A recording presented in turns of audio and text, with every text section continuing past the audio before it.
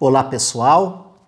Dando continuidade aos nossos estudos, vamos então trabalhar aquele que foi a última parte dos estudos girardianos nos seus 50 anos de pesquisa. Continuamos com aquilo que Girard apresentou no livro de 1978, o estudo da Sagrada Escritura. Agora, falando sobre o Novo Testamento. Girard tinha se entusiasmado com o estudo do Antigo Testamento, mas ele constatou que o Antigo Testamento não supera o mecanismo vitimário. Há um viés no Antigo Testamento que apresenta o Deus Goel, libertador, agindo na história.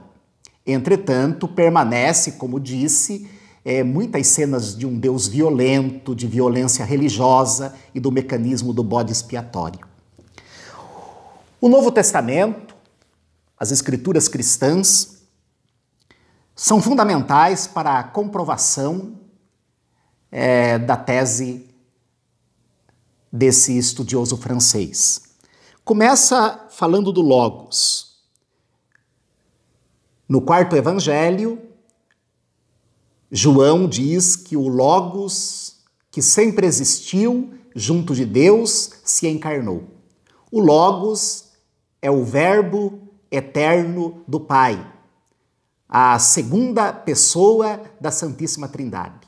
O Logos se fez carne e habitou entre nós. Faz uma contraposição com o Logos heracliteano.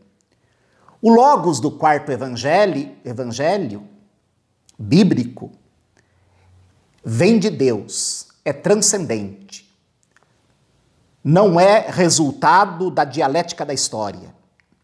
Não é como no caso do filósofo pré-socrático, que o Logos é fruto, é resultado do embate entre as contradições, portanto, da violência.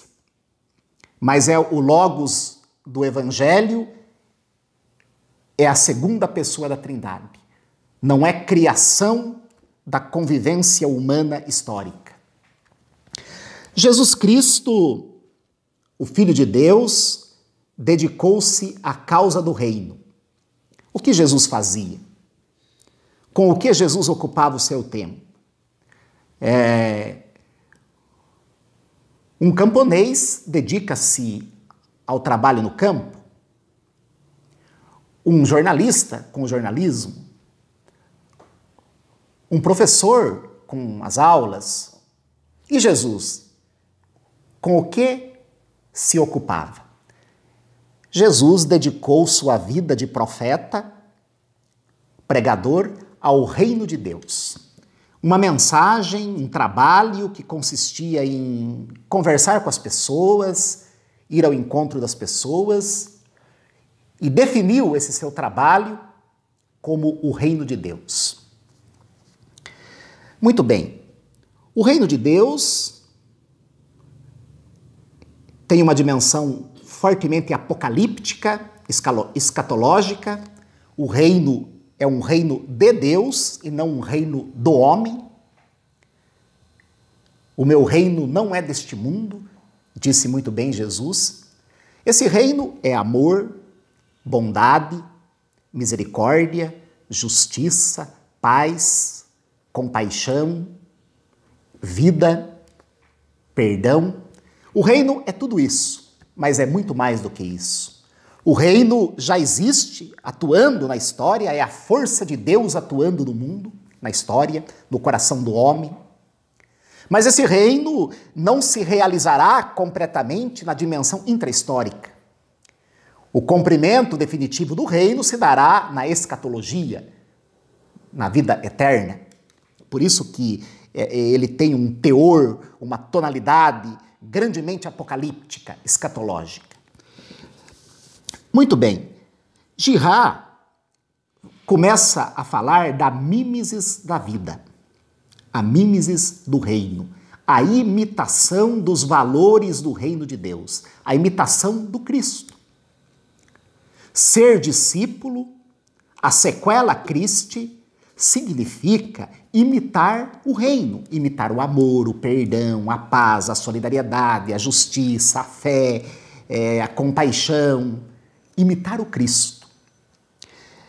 Por isso, no nosso primeiro vídeo e no segundo, falávamos do lado nocivo da imitação. A imitação da agressividade, da violência, que conduz ao fenômeno do bode expiatório, a comunidade toda que se reúne e que sacrifica o bode expiatório, e o nascimento da religião nas comunidades primitivas, arcaicas, entre os hominídeos. Mas existe um outro polo da mimesis. O homem não é apenas imitador de condutas negativas. Nós somos imitadores da luz, do amor, da bondade, do perdão, né? Isso é a mimesis da vida, a mimesis do reino de Deus. Em 1992, foi a primeira vez que René Girard veio ao Brasil. Foi num encontro organizado por Hugo Asman, na Universidade Metodista de Piracicaba. Esse encontro ficou conhecido como René Girard com Teólogos da Libertação, do qual resultou um livro com esse título, René Girard com Teólogos da Libertação. Foi uma discussão, René Girard falava e os participantes desse encontro, os teólogos, faziam perguntas, colocações. O pensador francês gostou demais dessa experiência.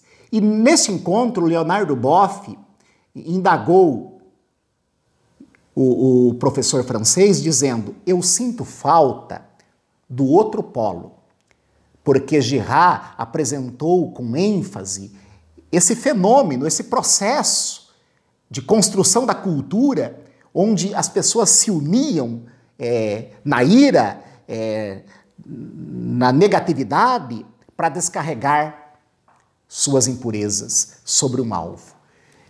Boff disse: professor Girard, eu sinto falta do outro polo, da presença do Espírito Santo na história, da força da vida, da força da justiça, do amor na história. E entendo eu que essa fala de Leonardo Boff foi muito importante para o professor Girard, porque sempre ele aprofundou mais esse outro polo depois desta ocasião. Imitar Cristo. O livro mais famoso da espiritualidade cristã intitula-se A Imitatio Christi, a imitação de Cristo. O cristianismo, o discipulado, é justamente uma mimesis, um ato mimético. O discípulo imita Cristo, imita o mestre, mas sem esse conflito do lado negativo da mimesis. Jesus Cristo não quer impedir ninguém de imitá-lo. Pelo contrário, ele apoia a ser imitado no amor, na doação da vida, na misericórdia. Então, existe a mimesis má, que conduz ao ódio, as pessoas que se unem no ódio.